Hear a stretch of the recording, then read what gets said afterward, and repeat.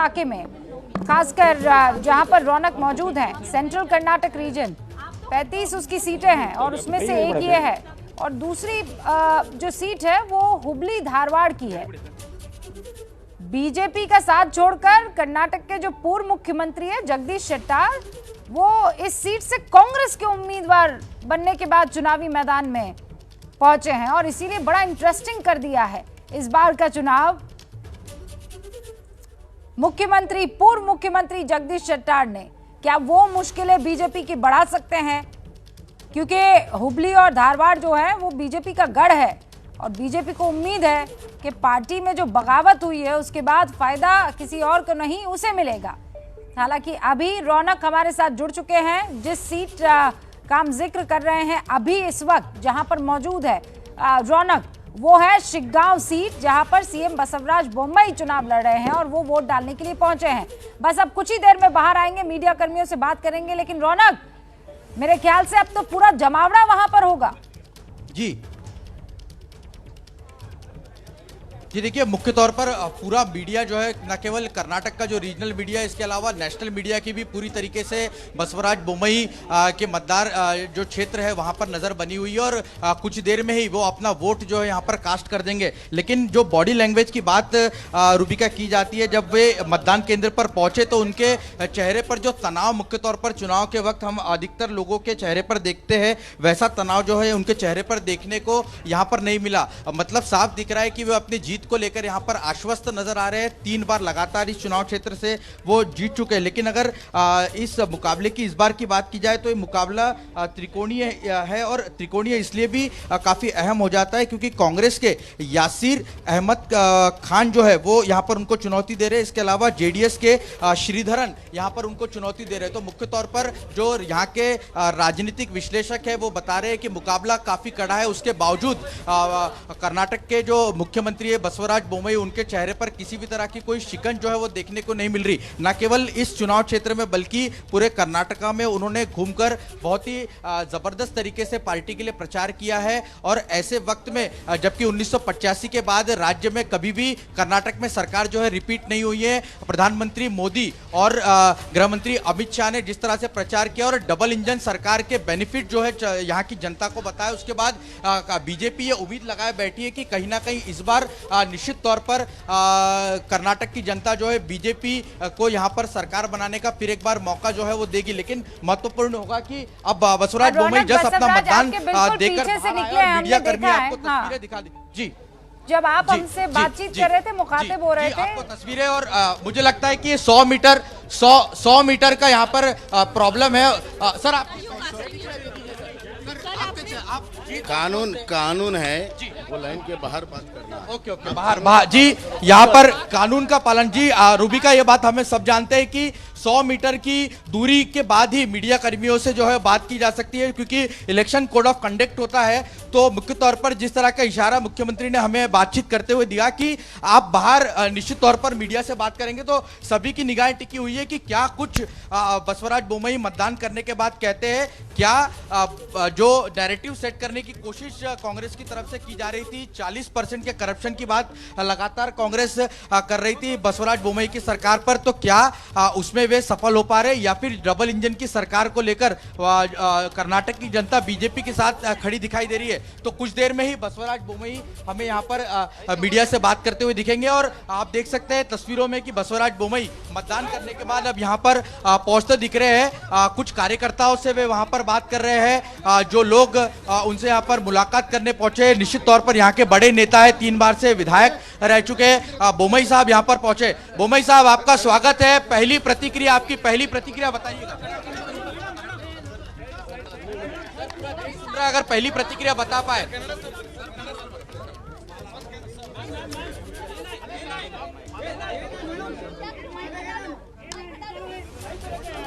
ಎಲ್ಲ ಆತ್ಮೀಯ ಮಾಧ್ಯಮದ ಸ್ನೇಹಿತರೆ,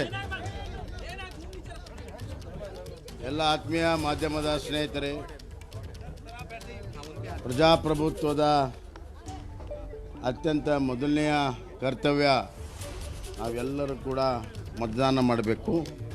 ಆ मतदानವನ್ನು ಇವತ್ತು ನಾನು ಮಾಡಿದ್ದೇನೆ। मैंने दिया वोट। मतदानವನ್ನು ಮಾಡಿದ್ದೇನೆ.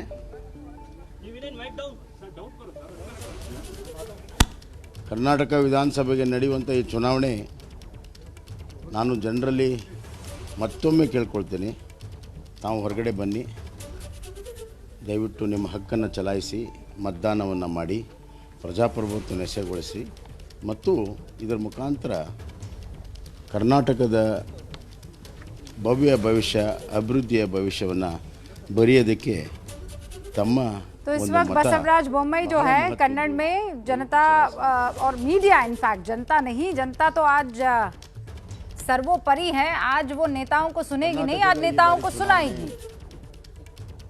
ಒಂದು ಕಡೆ अभिवृद्धि, ये इस वक्त बसवराज बोम्मई इस वक्त एक्सक्लूसिव आपको दिखाई दे रहे हैं एबीपी न्यूज पर लाइव. मैं एक्सक्लूसिव क्यों कह रही हूँ, इसलिए क्योंकि हमारे रिपोर्टर बकायदा वहां पर मौजूद हैं, रौनक कुकड़े, और उनसे सीएम साहब ने ये कहा है कि देखिए कानून का पालन करते हुए मैं 100 मीटर के दायरे में तो कुछ नहीं बोलूंगा, बाहर निकलकर जरूर अपनी बात रखूंगा. और इस वक्त यही काम बसवराज बोम्मई करते हुए नजर आ रहे हैं. दक्षता निवारण ಮಾಡ್ತೀವಿ. वैक्सीनेशन 100% और ये अपनी सरकार के काम गिनाते हुए वैक्सीनेशन का जिक्र कर रहे हैं. इससे पहले अपनी स्याही लगी उंगली दिखाई और कहा देखिए मैंने अपने कर्तव्य का पालन किया है. ಪರಿಹಾರವನ್ನು ಕೊಟ್ಟಿರುವಂಥದ್ದು ರಾಜ್ಯ, ಅದು ಮನೆಗಳಿರ್ಬೋದು, ಬೆಳೆ ಪರಿಹಾರ ಮತ್ತು ಅತಿ ಶೀಘ್ರದಲ್ಲಿ ಕೊಟ್ಟಿರುವಂಥ ರಾಜ್ಯ ಕರ್ನಾಟಕ. ನಂತರ ಆರ್ಥಿಕ ಸುಧಾರಣೆಯನ್ನು ಮಾಡಿ ಇವತ್ತು ಹಲವಾರು ಜನಪರವಾಗಿರುವಂಥ ಯೋಜನೆಗಳನ್ನು ಕೊಟ್ಟಿದ್ದೇವೆ. ಕೃಷಿಗೆ, ರೈತರಿಗೆ, ದುಡಿಯುವಂಥ ಕಾರ್ಮಿಕರಿಗೆ, देखिए ऐसा है कन्नड़ दीन में यहाँ पर हम में से कोई भी ಮಹಿಳೆಯರಿಗೆ, ಯುವಕರಿಗೆ वास्ता रखने वाला नहीं है. हाँ, यहाँ से टीआर चंद्रन जी ने ಆರ್ಥಿಕ मुझे ಮೂಲಭೂತ ಸೌಕರ್ಯಕ್ಕೆ इशारा कर दिया इल्ले नो. ಇದರಿಂದ ಕರ್ನಾಟಕದ लेकिन हम कीवर्ड से समझ पा रहे हैं कि वो अपनी सरकार के अब तक के जितने भी उन्होंने वादे किए थे वो पूरे करने का आज वो लिस्ट लेकर आए हैं. चाहे वो वैक्सीन हो, चाहे वो कृषि योजनाएं हो, चाहे वो हाईवे हो, उन सारी बातों का जिक्र करते हुए बसवराज बोम्मई आपको नजर आ रहे थे.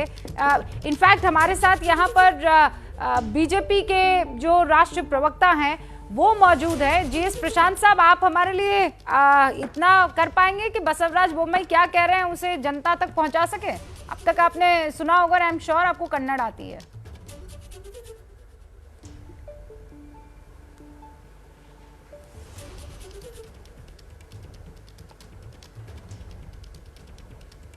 जीएस प्रशांत, आप मुझे सुन पा रहे हैं?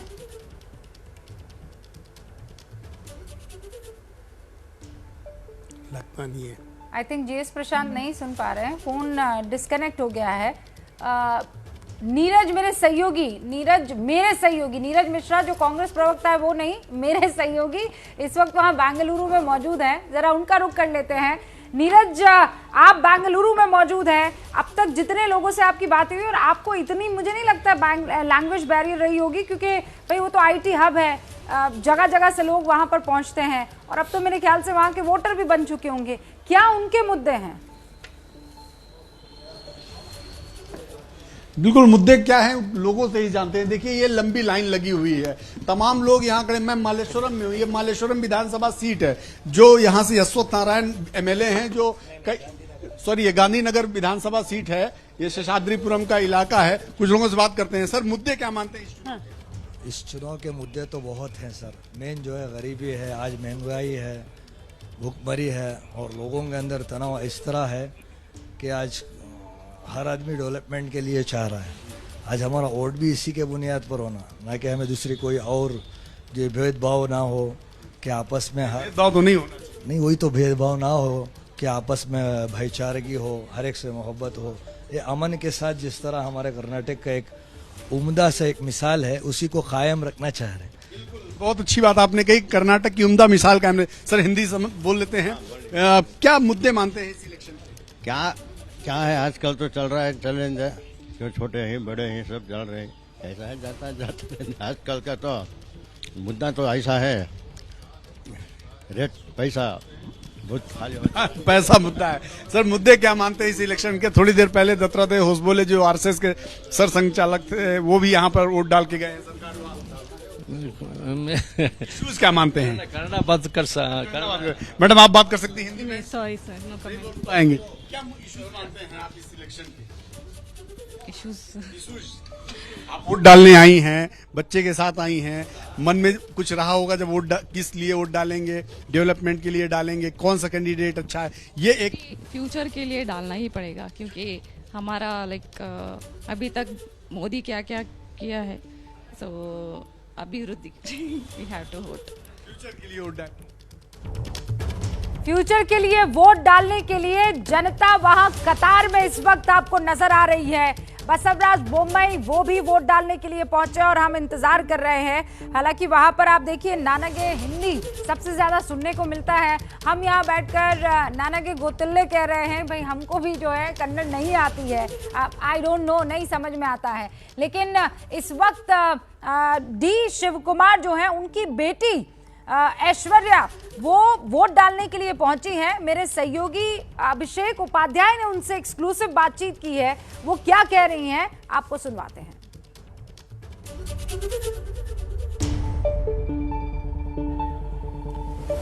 हमारे साथ में ऐश्वर्या हैं, डीके शिव कुमार जी की बेटी हैं। मुझे बड़ी खुशी हुई जान करके कि आप हिंदी में बात करती हैं। मुझे बताइए कि आपके फादर यहाँ से 3rd टाइम के एमएलए हैं, उनका कामकाज कैसा आपको देखती हैं? वो बहुत पैशनेट पॉलिटिशियन है, वो बहुत काम किया है। सिर्फ डीके शिव कुमार नहीं है, डीके शिव कुमार और डीके सुरेश दोनों भाई ने बहुत काम किया है इधर। सो हमको बहुत कॉन्फिडेंस है कि वो लोग जीत कर आएंगे। मुझे एक बात और बताइए कि यहाँ हम जिससे बात कर रहे हैं हर कोई कह रहा है डीके शिव कुमार सीएम, ये उनकी यहाँ पर पॉपुलैरिटी भी है, लोगों की इच्छा भी है। आप बेटी हैं, आपकी क्या इच्छा? चाहती हैं कि वो सीएम? नहीं, जो भी लोग चाहते हैं वो उनकी इच्छा है। हम फैमिली में पॉलिटिक्स में ज़्यादा इन्वॉल्व नहीं होते हैं। आप लोगों से ही बेहतर है आप पूछे उनसे, मेरे अलावा। आपको लगता है कि अगर वो सीएम बनते हैं तो कर्नाटका का डेवलपमेंट होगा? ये आप इस बात पे आप यकीन रखते हैं? मेरे ख्याल से मेरे पापा को पहले कांग्रेस को आना है, क्योंकि एक टास्क दिया है उनको कि कांग्रेस को पावर पर लाना है। वो पहले हो जाए तो फिर सीएम का बात करना सूचित होगा। कह रही हैं आप एकदम।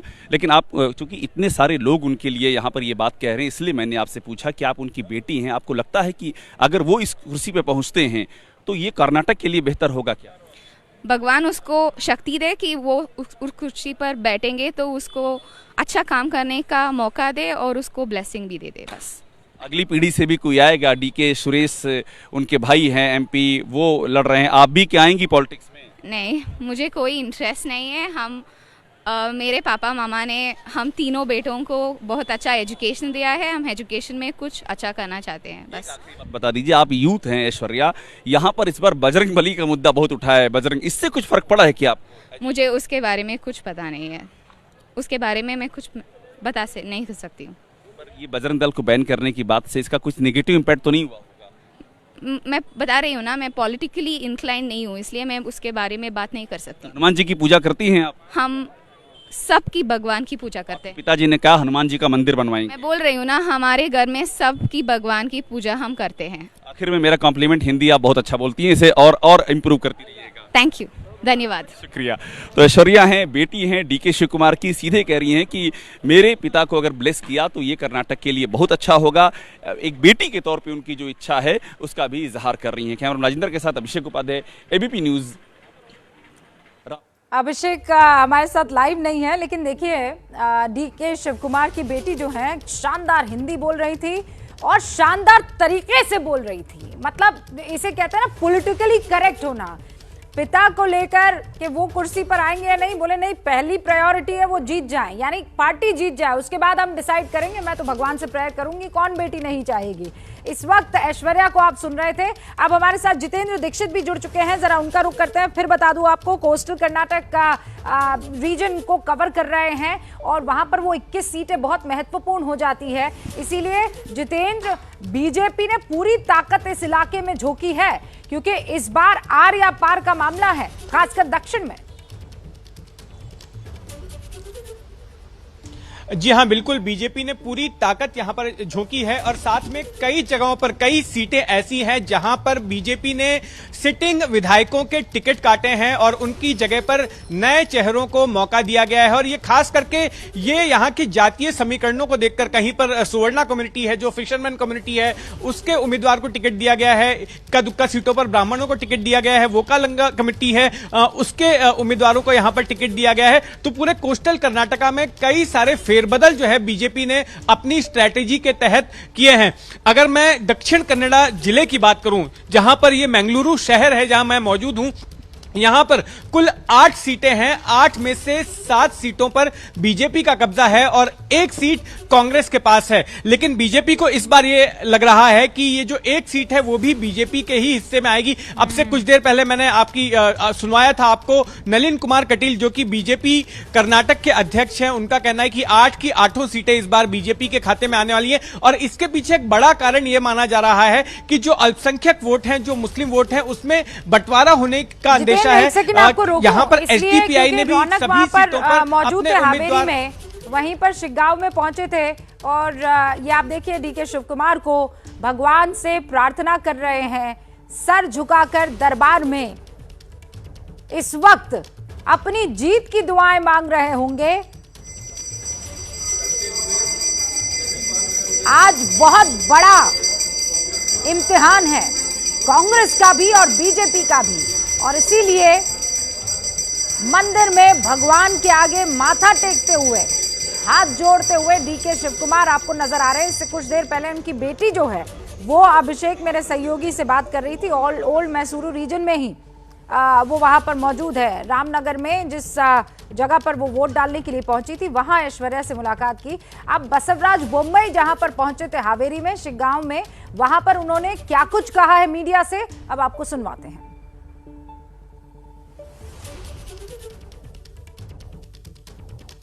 कर्नाटक एक महत्वपूर्ण दिन है जो अगले 5 साल की जो एक नई भविष्य लिखने का दिन है। मैं सारे कर्नाटक के लोगों से अपील करना चाहता हूं कि वो बाहर आ जाए, अपनी जो हक है वोट करने का वो कीजिए और जो प्रजाप्रभुत्व का सक्सेस करना है वो करना चाहिए और फ्यूचर 5 इयर्स का डेवलपमेंट के लिए आप मतदान कीजिए, ये मेरा अपील है। अपील करते हुए आज सारे नेता नजर आ रहे हैं। अभिषेक उपाध्याय का रुख कर लेते हैं, वो हमारे साथ रामनगर से जुड़े हुए हैं। अभिषेक, इससे कुछ देर पहले आपने ऐश्वर्या से बात की, क्या शानदार हिंदी बोलती है और क्या बढ़िया तरीके से पॉलिटिकली करेक्ट होते हुए लाइन खींचती है, लेकिन इस वक्त उनका सबसे अहम मुद्दा क्या था पिताकेतर? रूबिका, इंटरव्यू के पहले मैंने उनसे ये भी कहा था कि अगर आपको एंकरिंग करनी हो तो मैं रूबिका से मुलाकात भी आपकी करा दूं। तो जो उनकी हिंदी सुनने के बाद मैंने ये बात कही थी। और यहाँ पर देखिए, मैं जिससे बात कर रहा हूँ रूबिका, हर कोई यही कह रहा है कि डीके शिव कुमार सीएम, और इसीलिए यही बात मैंने उनसे 3 बार सवाल किया मैंने, और आखिरकार में उन्होंने ये कहा कि अगर लोग ब्लेस करेंगे उनको एज ए सीएम तो वो कर्नाटक का बहुत विकास करेंगे। देखिए, यहाँ पर डीके शिव कुमार दोहरी विक्ट्री की दरकार है, बाकी सबको 1 विक्ट्री चाहिए, उनको 2 विक्ट्री चाहिए। एक तो यहाँ से जीतना है और उसके बाद सीएम पद की अगर कांग्रेस उस लेवल पे पहुंचती है तो सीएम पद की रेस जीतनी है, क्योंकि सिद्धारमैया और डीके शिव कुमार के बीच में सीधा मुकाबला है। और कितने भी उनकी साथ में फोटो आप देख लीजिए, हम साथ है फिल्म की टाइप पर, लेकिन उसके बाद दुनिया को यह पता है कि दोनों के बीच में एक बहुत ही अंदर की दरार है और एक रेस है दोनों के बीच में कि कौन सीएम बनेगा। इसलिए यह सीट बहुत ही महत्वपूर्ण है और इसीलिए यहां से जो आपको तमाम सारे जो व्यूज सामने आ रहे हैं रूबिका, वो इसी बात की ओर इशारा कर रहे हैं कि ये लोग ये मान के आए हैं कि ये अपना विधायक नहीं बल्कि ये लोग अपना सीएम चुन रहे हैं। ये फीलिंग यहां पर है। हाँ, और इसीलिए ये जो रास्ता है वो कांग्रेस के लिए बहुत आसान इस वक्त नहीं दिख रहा है, क्योंकि देखिए अभी वोटिंग चल रही है तो नतीजों को लेकर किसी तरह का कोई भी यहाँ पर जिक्र करना वो एक अच्छा उदाहरण जो है वो नहीं होगा। लेकिन वहां जनता जो है वो लीडर्स को देखते हुए, जैसे अभिषेक कह रहे हैं ना कि डीके शिव कुमार, वो ये सोचकर नहीं पहुंच रही है कि ये हमारे यहाँ के विधायक होने वाले हैं, वो ये सोच रही है कि अगर कल को कोई चेहरा सीएम के तौर पर होगा तो हम तो इनको चुनने के लिए आए हैं। इसी तरीके से आप देखिए जिन जिन इलाकों में हमारे रिपोर्टर्स की तैनाती है वहां पर लोग यही बोल रहे हैं कि हम कैंडिडेट्स के चेहरे पर, उनके काम पर जो है मुहर लगाने के लिए आए हैं। लेकिन टी.आर. रामचंद्रन जी, इस वक्त क्या कांग्रेस के लिए मुसीबत यहां तक है कि इसके बाद भी हो जाएगी? जैसा हमने पंजाब में देखा, जैसा हमने राजस्थान में देखा, छत्तीसगढ़ में भी आप देख रहे हैं, दो पावरफुल लीडर्स के बीच में वो फ्रिक्शन साफ तौर पर दिखाई दे रहा है, जो डीके शिव कुमार और सिद्धरमैया में भी दिखाई दिया। देखिए, ये फ्रिक्शन तो ज़रूर होगा ही, और दोनों लीडर्स अभी तक तो बहुत ही गार्डेड रहे हैं चीफ मिनिस्टरशिप के ऊपर बात करने से। दूसरी बात ये है कि कांग्रेस ज़रूर चाहेगी कि वो एक और बार सत्ते पे आए, पर कांग्रेस के खिलाफ एक स्थिति जम गई है वहाँ की, उनमें ज़्यादातर खुशी नहीं है कि उनकी सरकार ने अच्छा काम किया। तो हो सकता है कि उस पर और एक नया मुद्दा उभर के आए, पर इन एनी केस हम लोगों को इंतज़ार करना चाहिए। आज तो वोटिंग का दिन है, वोटिंग का दिन तो बीत जाए, परसेंटेजेस आ जाएं, तो फिर कल बाकी चीज़ों पे बात हो सकती है, इस पे चर्चा हो सकती है। बिल्कुल सही, मैं समझ रही हूँ कि चूंकि वोटिंग चल रही है तो जब इस तरीके की चर्चा होती है तो हम भी कतराते हैं कि क्योंकि वोटर अपने मन से जाकर वहां पर वोट डाले, इस बात को ध्यान में रखते हुए कि वहाँ किस तरीके के काम हो रहे हैं, वो चाहे वो सिटिंग विधायक हो या फिर कैंडिडेट के तौर पर मैदान में उतर रहा शख्स हो, उसके वादों से, उसके कामकाज से जनता या वहाँ के वोटर कितने प्रभावित हैं, और उसके बाद वोटर सर्वोपरि है, वो डिसाइड करता है कि उसे किसे जिताना है, और अंततः वो मामला सरकार बनने तक पहुँचता है। हमारे साथ यहाँ पर सारे खास मेहमान मौजूद हैं। नीरज मेरे सहयोगी जो हैं वो भी हमारे साथ बने हुए हैं। लेकिन श्री कृष्णा, आप यहाँ पर भाई करप्शन को लेकर कांग्रेस बहुत अग्रेसिव रही है, लेकिन दूसरी तरफ बीजेपी जो है वो दूसरे तमाम मुद्दे लेकर, सॉवरेनिटी का मुद्दा उठा, बजरंग दल को बैन करने के बाद बजरंग दल का मुद्दा उठा, कांग्रेस ने उठाया है। सॉवरेनिटी का मुद्दा कांग्रेस ने उठाया है, बजरंग दल का बैन करने का भी कांग्रेस ने उठाया है। नहीं, बिल्कुल आप सही कह रहे हैं, लेकिन मुद्दा बनाया किसने, ये बड़ा सवाल है ना। वो उन्होंने आपको मौका दिया और आपने उस पर चौका लगाया। रूबिका जी, आप एक बात समझो, देश का तोड़ने का काम करने के लिए कांग्रेस आगे जा रही है, क्योंकि जो संविधान में दिया हुआ है उसके बगैर सोनिया गांधी जी ने स्टेटमेंट दिया था कि कर्नाटका का सॉवरेनिटी के बारे में बात नहीं, पर जीएस प्रशांत साहब, मैंने खुद वो पूरा भाषण उनका सुना है, बकायदा मैंने उसके ऊपर चर्चा की है, उनका डिबेट हमने किया था। वो क्लियर था कि कांग्रेस के ट्विटर हैंडल से गड़बड़ी हुई थी, कांग्रेस के ट्विटर हैंडल से सॉवरेनिटी का जिक्र हुआ था कि 6.5 करोड़ जनता जो है वो कर्नाटक की, उसको श्रीमती सोनिया गांधी ने यहाँ पर आश्वासन दिया है, लेकिन सोनिया गांधी ने किसी तरह की सॉवरेनिटी पर कोई बयान नहीं दिया था। वो पूरा भाषण मैंने सुना था और मैं इस बात का तो यहाँ पर गारंटी ले सकती हूँ। लेकिन हैविंग सेड दैट, अगर कांग्रेस के ट्विटर हैंडल से इस तरीके की बातों को लिखा जा रहा है तो वो इज इक्वल टू होता है, वो किसी की परमिशन के बगैर तो नहीं होगा, ये बड़ा सवाल खड़ा करता है। लेकिन आज कर्नाटक की जनता उन तमाम लोगों को इम्तिहान में पास करती है या फिर फेल करती है, ये कर्नाटक की जनता तय करके वोटिंग जो पोलिंग स्टेशंस हैं वहां पर पहुंच रही है, वोट कर रही है। आपसे एबीपी न्यूज़ की अपील है कि अगर आप कर्नाटक के वोटर हैं तो फिर एबीपी न्यूज़ को मोबाइल फोन में इस तरीके से देखते हुए जाइए, पर वोट जरूर करके आइए। फिलहाल तमाम लोगों का शुक्रिया। पाकिस्तान में लोकतंत्र की कब्र खुद रही है और हिंदुस्तान में लोकतंत्र का पर्व मनाया जा रहा है। दोनों ही जगह पर हमारी पैनी नजर बनी हुई है। आप देखते रहिए एबीपी न्यूज़।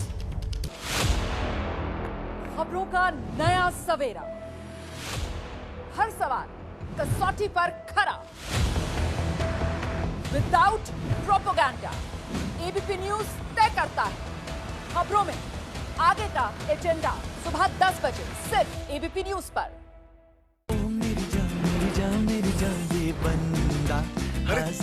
क्योंकि खाना सिर्फ खाना नहीं होता, अपनों पे प्यार जताना भी होता है। कैच मसाले, हर खाने की जान।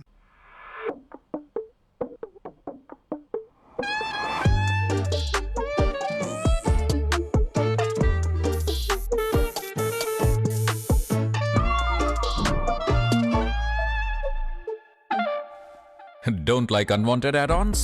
Buy car insurance on PhonePe. Choose the add-ons you need. Save up to ₹12,000 on car insurance on PhonePe. मेरा शो खबर फिल्मी है अब आप अपने मोबाइल फोन्स और स्मार्ट टीवीज पर भी लाइव देख सकते हैं। डाउनलोड कीजिए एबीपी लाइव ऐप। मेरा शो हुंकार अब आप अपने मोबाइल फोन और स्मार्ट टीवीज पर भी लाइव देख सकते हैं, तो डाउनलोड कीजिए ABP live app. Today's weather report presented by Symphony Air Coolers. महीने बदलेंगे, ठंडक नहीं।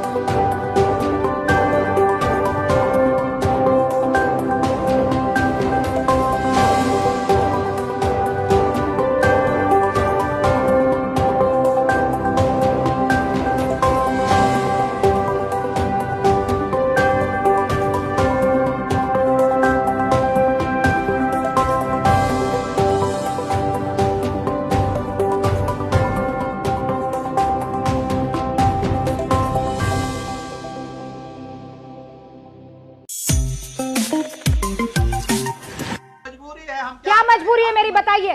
मैं अभी आपको बताती हूँ कि मैंने ओए होए होए होए, नमकीन के चटकारे लेते हुए